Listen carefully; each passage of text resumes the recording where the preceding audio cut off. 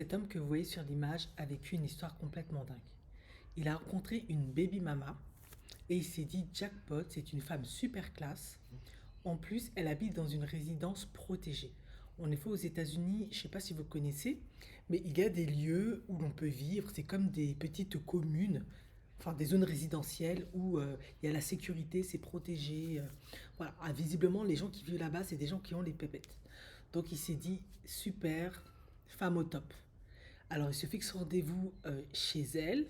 Elle lui dit, tu peux venir, il y aura la nounou, il n'y a pas de souci, on ne sera pas dérangé. Alors, bien évidemment, ils avaient établi un code au cas où les enfants se poseraient des questions. En effet, quand on est mère célibataire, c'est difficile parfois de trouver l'amour, d'avoir des moments d'intimité, d'être de nouveau femme, parce qu'il y a les enfants, forcément. Leur code était quoi? Lui en tout cas, leur code c'était qu'il devait faire comme si c'était un plombier. Il devait s'habiller comme un plombier, prendre une casquette et une petite mallette. Alors, est-ce que c'était le code pour pas que les enfants sachent quoi que ce soit ou c'était un petit jeu érotique? Allez savoir. Quoi qu'il en soit, il y va, il est tout content. Maintenant, elle lui avait expliqué que la voiture devait... en tout cas, c'est pas qu'elle lui avait expliqué. C'est que lui, il dit qu'il avait un code pour les mères célibataires.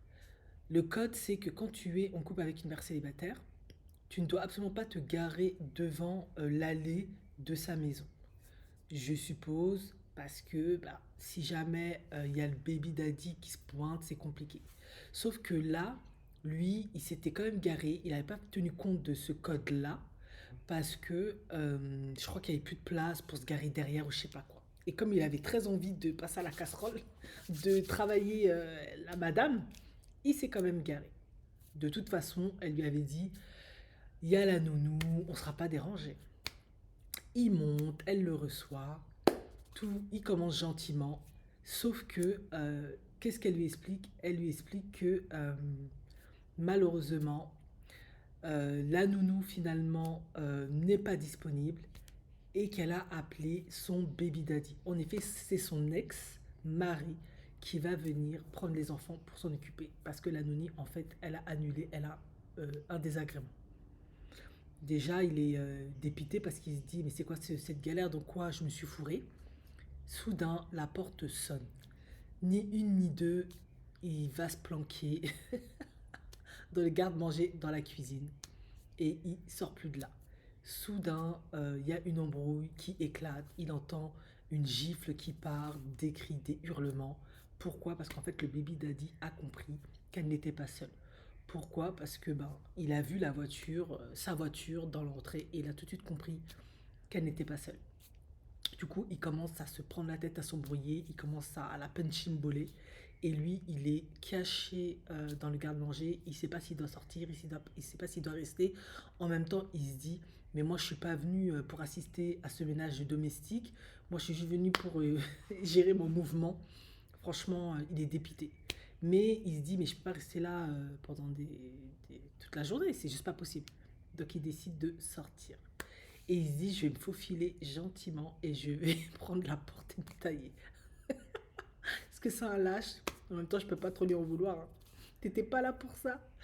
Et là, le baby daddy, il s'aperçoit de sa présence. En même temps, c'était pas bien compliqué, hein. Il avait vu qu'il y avait la voiture, donc il savait qu'il était là. Il était juste en train de régler le problème à son ex avant d'aller s'en prendre à lui. Donc il commence à foncer vers lui, sauf qu'il y a la table dans la cuisine américaine un peu luxueuse, il y a une table américaine en marbre dans la cuisine qui les sépare, donc il bouge pour pas se faire taper dessus, etc. Sauf que manque de peau, le baby daddy il était grand, il était physique, donc il arrive à le récepter, puisqu'il est entre la porte. Et là il commence à en tout cas, se prendre le col et soudain, le baby daddy lui met une droite. Et c'est horrible, je devrais pas rigoler, mais non, mais je suis juste choquée. Et lui, en fait, il se retrouve genre allongé par terre. Il sait pas s'il est mort, il sait pas s'il est vivant. Il se dit, mais j'étais comme sonné, quoi. Et le plus triste, c'est que la femme qu'il était venu voir, la baby mama, elle s'est interposée pour pas que en fait lui il se fasse taper. Et elle est en train de dire à son baby Didi mais fous-lui la paix, si tu sors pas j'appelle la police, dégage, dégage, dégage, dégage. Et qu'est-ce qu'il a fait? Il a pris sa baby mama et enfin en tout cas l'ex a pris son ex, la baby mama, et on lui tapant dessus, il l'a propulsée sur le canapé. En fait, la pauvre, elle s'est pris de ses. Elle a vraiment passé un sale quart d'heure. Et lui, pendant que eux, ils étaient dans ce truc-là, il en a profité pour se sauver.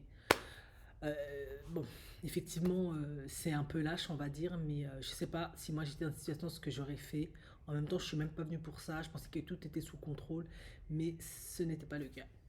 Alors, mon avis sur la question, bah déjà, il est clair que cette relation entre eux bah, n'est pas réglée. Comment ça se fait que toi, tu étais en couple avec un homme, visiblement c'est terminé, et tu reçois quelqu'un d'autre, hein, peu importe qui tu reçois, il réagit comme ça, il démarre au quart de tour, il réagit comme si vous étiez en couple. Je trouve que c'est pas clair. Est-ce que c'était vraiment son ex? Est-ce que ils n'étaient pas en couple, mais elle lui a raconté ça, histoire de rendre jaloux son mari, d'épicer leur relation, de montrer qu'elle a de la valeur, de tester son homme pour lui dire moi je peux plaire, je séduis, d'autant plus que c'est une femme visiblement qui est victime de violence dans sa maison. Donc est-ce que c'était pas aussi une manipulation de sa part pour lui faire comprendre, voilà, moi je plais pour s'en débarrasser. Allez savoir. Quoi qu'il en soit, c'est vrai que c'est compliqué quand on vient de rencontrer une femme qui a des enfants, d'aller chez elle, parce que on peut faire face à des situations extrêmement compliquées, c'est vrai.